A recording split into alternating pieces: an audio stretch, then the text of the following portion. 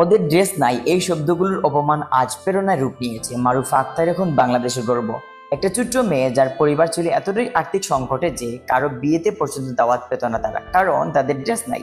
একতার যেন বারবার চুরির মতো বিদত ছোট্ট মারুফার মনে।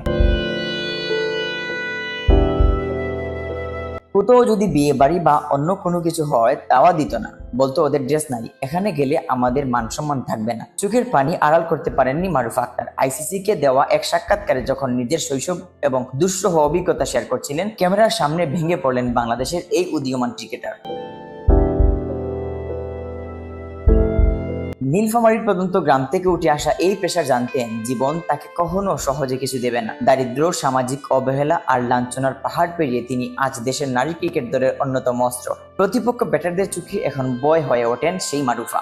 একসময় তাকেই বলতো, তুমি নিম্নবিত্ত, তোমার মান সম্মান কোথায়?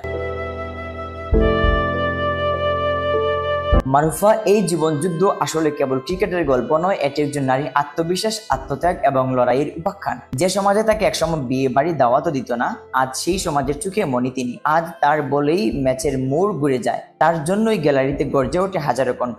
মারুফা আক্তার এখন শুধু নীলফামারীর কোনো মেয়ে না, তিনি এখন সারা দেশের সাহস, শক্তি ও সম্ভাবনার প্রতীক। আর তার কান্না, সেটি এখনো লাখো নারীর বিজয়ের অনুপ্রেরণা। Mohammad Yahya, CS news.